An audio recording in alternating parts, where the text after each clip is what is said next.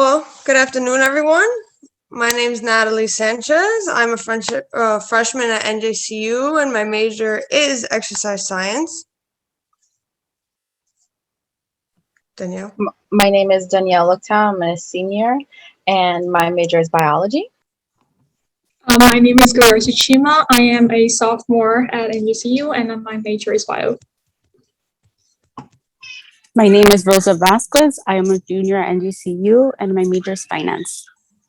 Before we begin, I do want to thank our mentor, Michael, so much. He's helped us tremendously, from what I've heard. But he's just a great person, and just everything he's done to help us in this project.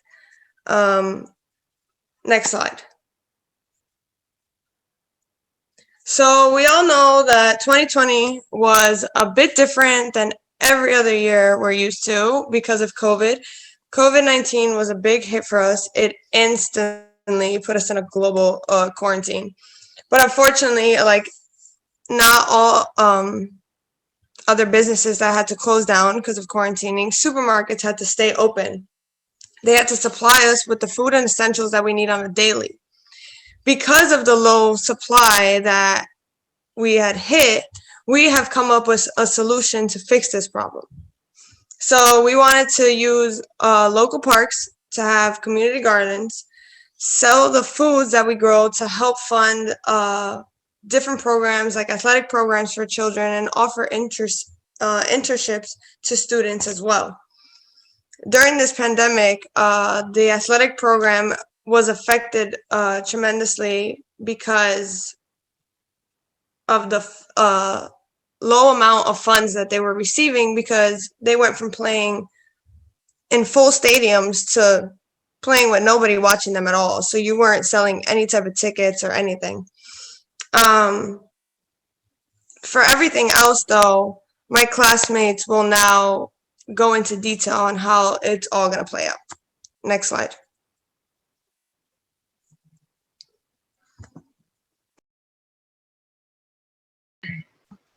Our business goals are to provide food security through our community gardens in parks that will provide food for members of the community while equipping the community with agricultural skills that can be passed on for generation. This part was my idea.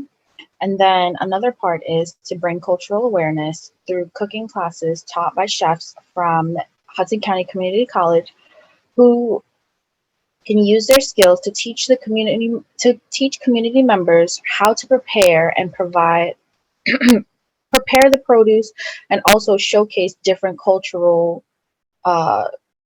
cuisines.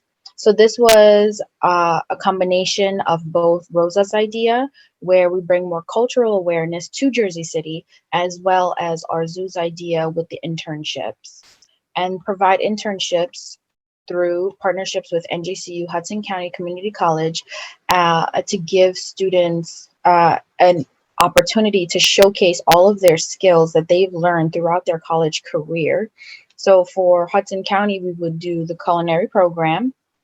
And then in NJCU, we would do the Rising Nights. We would partner with them as well to help facilitate all of these, and also allow agricultural and environmental students to teach the students, as well as to teach the members of the community about their gardening.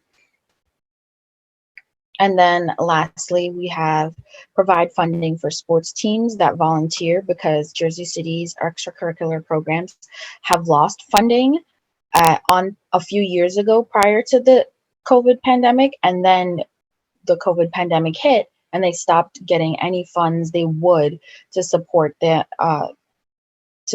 events, like tickets, as Natalie had previously said, concession stands, all of that.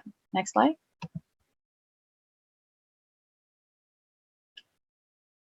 So for the idea to move forward, we plan on partnering with Grow Squares, a company that optimizes growing conditions to reap the best harvest for your garden in an unused space like rooftops, windowsills, just regular gardens as well. They usually assess rainfall, sunlight, wind, temperature, the pH of the soil to maximize crop production. We plan on partnering with Hudson County Community College's culinary program to lead our cooking classes to bring the cultural awareness, as I previously stated before. We plan on partnering with NJCU to offer internships to seniors within the environmental and agricultural majors so that they can come in and teach the community about gardening. They can teach them how to, use the fruits, the produce, fruit, vegetable, all of that. Next slide. So on this slide, we have just basically mentioned like the vegetables we plan on growing using, like Danielle mentioned in the previous slide, using the grow squares. So we have broccoli, Brussels sprout, cilantro, cucumber, peas, carrots, lettuce, spinach, peppers, and basil. And we use these vegetables later on to help with like further food as the community makes them. Next slide. In this slide, we will present some dishes that with our community garden plans, the community members are able to make as a simple rice with peas using our peas plant, a carrot or green smoothie using spinach or carrots, or a pasta with broccoli with a simple salad. Next slide, please.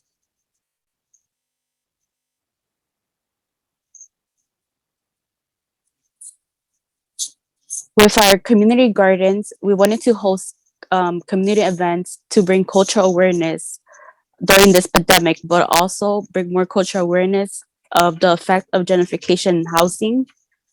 And we wanted to host these events in the parks located from Municipal to Greenville. And we would host events as a cooking day where the community college culinary program students will teach children and parents to cook different dishes. A fitness day where in that event, we will have an exercise session with members of the community and make healthy smoothies. Have a cultural day where the community members can bring any dish of their own. A green day where the children and parents will help in the community gardens to plant. And an artist day to for musicians and artists to showcase their talent. Next slide, please.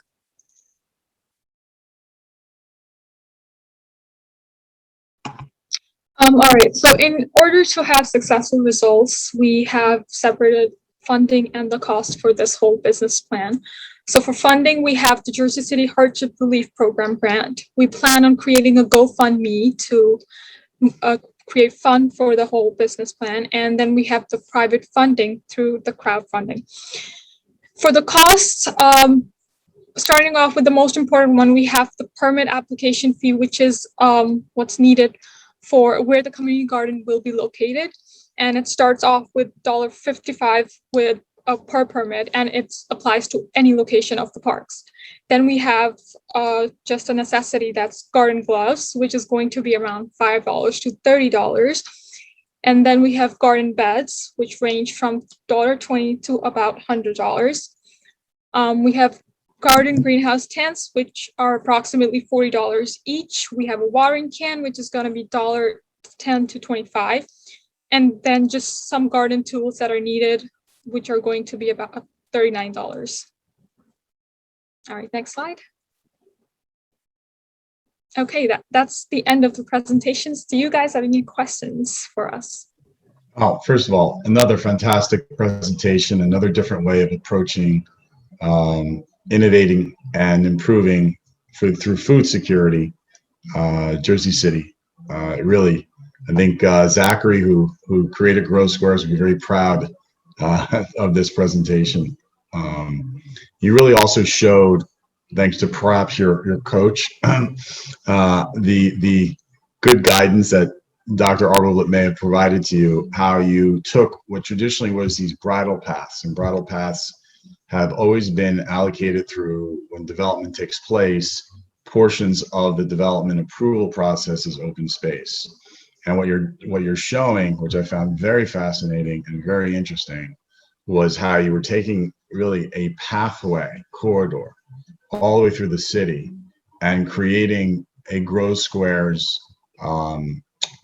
system designed process that includes the open space, the food security, and as a function to all the other teams, really just bringing the community closer together in a dimension that, as I said on the team before you and throughout the teams, really is a innovative entrepreneurial way of looking at Jersey City from a next generation perspective through your views of being from the next generation to come. So I applaud all of you, and also Natalie, salute you for your service, and we appreciate the fact that you're back. I think this is a wonderful example that all of you will be able to have through this process, in both an immediate impact as well as a long-term impact of how you can approach entrepreneurship in so many different ways, that not only is about how to, make money and build your careers and build your businesses, but also how you can do it in a way that is also improving people's lives. And that is something that I see that we are turning the corner in my generation, because from my generation older, it's not that as a wide swath we weren't trying, we just, I don't think, got it right. And what I'm seeing in these presentations, you all are getting it right. So good luck to you all this summer. Please be safe. Good luck on the rest of your final exams. And for those interested, be mindful that I do have that negotiation class going off in September, and you may find that very, very helpful in how to continue dialogue and how you can continue honing your soft skills. So on that, everyone, once again, thank you for allowing me to teach you this semester. It was a great honor.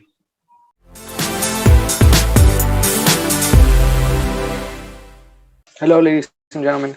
Today we'll be presenting a sister city between San Juan and Jersey City. The people that will present today will be Michael Garcia, Miguel de Jesus, Hamid Abudad, that unfortunately can't be here today due to religious reasons, but he did do a lot of in this project, and Danny King, and myself. Next slide, please. All right, so we have a purpose for the sister city agreement, and that purpose is to have a sister city agreement that will benefit both San Juan and Puerto Rico, right now and in the future. We'll be focusing on 4 main topics. That will be education, energy, commerce, and ports. The idea for this is to have each topic improve themselves and create a better economic and living environment. These all topics all have a correlation with each other. Education educates and trains people. Energy needs those educated people in order to function properly. And commerce needs that energy.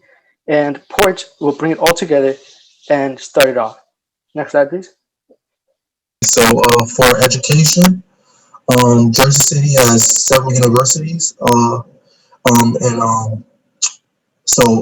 NJCU and St. Peter's University are the most compatible to the University of Puerto Rico and Universidad Metropolitana in San Juan.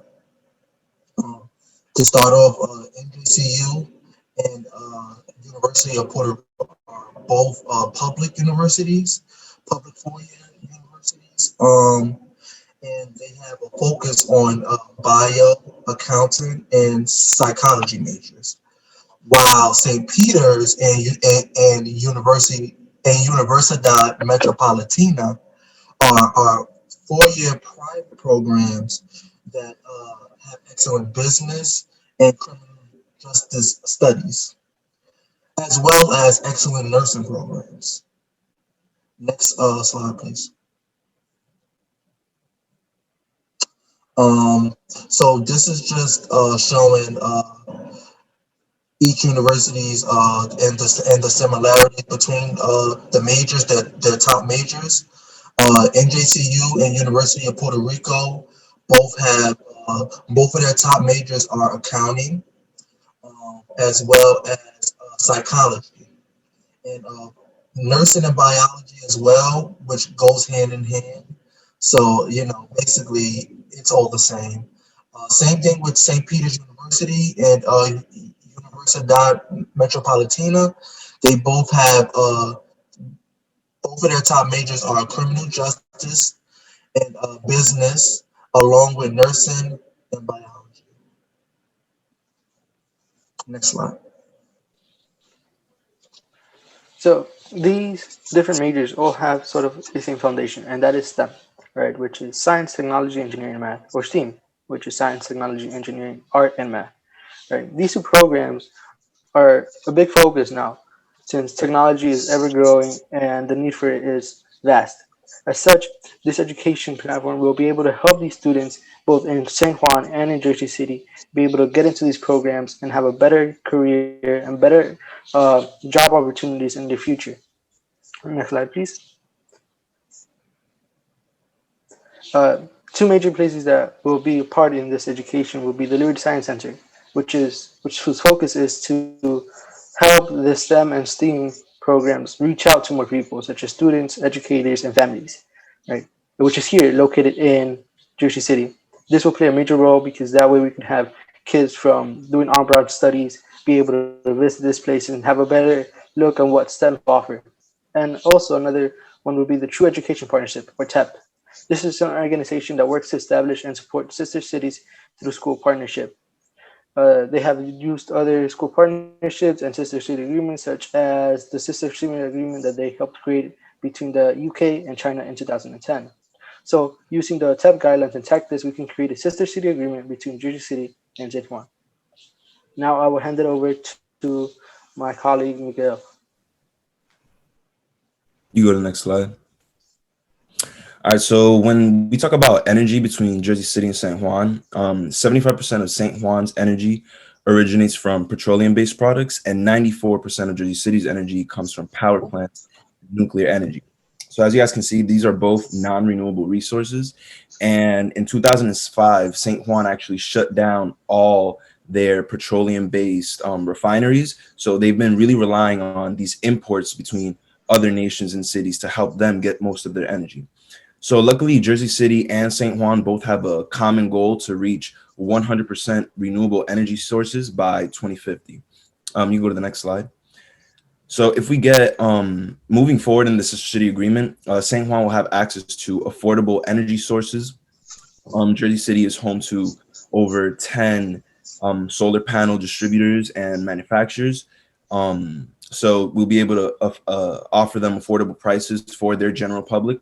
We don't really need funding since St. Juan is really going to be paying for these. But if St. Juan's, residents were to put an accumulative total, let's say $1 million, we'd be able to put solar panels in over 20,000 homes in St. Juan. Jersey City and San Juan will move towards to get to their 2050 deadline together or sooner. Both cities will bring new jobs and scholarship programs for adults and students within the energy field of study. So people studying, solar energy, not only here in Jersey City, but in San Juan, these 10 to 15 companies can give them internship programs, scholarship programs to give them a on hands in their fields of study. And lastly, the solar workforce of both cities will experience a dramatic increase. In our nation alone, we have over 250,000 solar energy jobs. But when we move forward in the sister city agreement and we do get these solar panels going, we'll need more people here to manufacture them, but also in St. Juan to keep them maintenance. So the people studying these, the students, will be able to come here, study with us, build their own their solar panels for their city, which will also grow Jersey City's economy and save money for St. Juan. And you can go to the next slide. I think Michael's supposed to go up now. All right. For my part, it's going to be a travel and commerce, which involves bringing business for both cities, Jersey City and San Juan, as well to make sure that visitors or business owners could travel to the city feeling safe and comfortable, especially during this life moment with COVID-19. People aren't following the rules or protecting themselves while traveling these specific cities. Keep in mind, Puerto Rico is already suffering enough with these hurricanes, causing their lands to be destroyed and flooded, especially for people who own business and properties in San Juan, causing cities to lose power and the residents to feel unsafe. With a sister city agreement, those problems could be helped. We can't physically stop a hurricane, but we can improve the system to detect hurricane when it's coming, giving us enough time to be prepared when it's coming. Not only that, but we can improve the safety when people are leaving or entering the city, especially now with this whole COVID situation, so people won't get contaminated with COVID-19. When it comes to commerce, it brings benefit for both cities, especially for small business owners who wants to grow their brand or business, or bigger brands who want to expand their brand to another city. Some examples I stated on the slides are that for business owners, so they could bring to the city, like producing goods or products or investing in lands and properties for both cities. With this, it improves both cities' job growth, creating opportunity for people who are in need for jobs. However, how can a business owner bring business to another city? That's where Oscar comes along and talks about ports. Next slide. Yeah. So, as my colleague Michael said, ports comes in and ties it all together. Not looking into the ports would have been a terrible idea if we did not include it into the sister city agreement, due to the fact that Puerto Rico imports 90% of its resources from the United States, and the New Jersey and New York port is the biggest port on the east side of the United States. So these two ports currently are not up to their optimal capacity, right? Ports are always improving, since they either distribute by exporting or import, right? And a lot of resources such as technology, human capital, oil, energy, all of these resources are needed in each city. As such, the improvement of each port is crucial. Currently, the San Juan port is not to optimal capacity due to previous hurricanes such as Maria and Irma. They also, in Jersey City and San Juan, they have a lack of technology and sustainability in energy. This lack of technology just means that when transitioning from land to sea or from sea to land, this transition takes much longer than it should have. And there's also a lack of personnel. This lack of personnel leads to people not being able to complete jobs as fast, and also creates more necessity in these ports. However, there is a silver lining to this. Next slide. And for this, we will take a look into what the future of the ports can look like. Currently, the New Jersey and New York port have something called the Master Plan 2050. This master plan hopes to create new technologies, bring in new equipment, and create more sustainable energy, and teach new people in the port field to have better understanding of what is needed. The Puerto Rico also has a sort of transformation and innovation plan. They hope to transform the whole island. After previous hurricanes, as I mentioned before, they want to proceed and better the island. This will have a major focus on ports, since I stated previously, 90% of its resources come from the United States, and ports is crucial for them. As such, the private investors would come in and invest into sectors that will be sustainable to each. With this new master plans from both cities, in New Jersey and New York alone, 500,000 new jobs can be created by the end of this plan. This is crucial because people need to be educated enough to be able to get these jobs. Also, since new sustainability in energy is going to be looked for, people who have this knowledge in solar panels, windmills, etc., are going to be crucial for ports and their energy. This could create more connection with the society around the ports in each city, and also create new jobs and more economic flow between each cities. Both ports hope to expand their land, that way they're able to transition more efficiently from sea to land or land to sea, and also get more of the resources that they need, such as human capital and resources such as energy, oil, and also be able to support the education field by having new students come abroad and be able to have them stay at their own city. Now, for this whole innovation, we sort of need funding, right? Nothing can be done without money.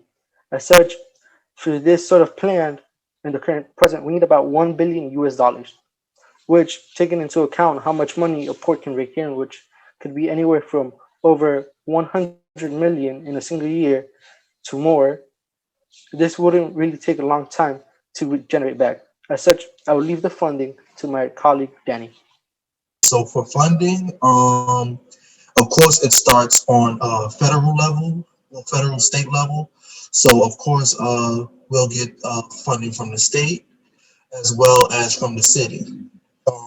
Then our corporate donors will be Johnson and Johnson, Newell Brands, and Prudential Financial, which are all also based in New Jersey or headquartered in New Jersey. For the nonprofits, we have Hudson County Chamber of Commerce and the Urban League, as well as United Way of Hudson. So now you can go back. Next slide. Yes, so this is just a chart of all the different entities that will fund and be our donors.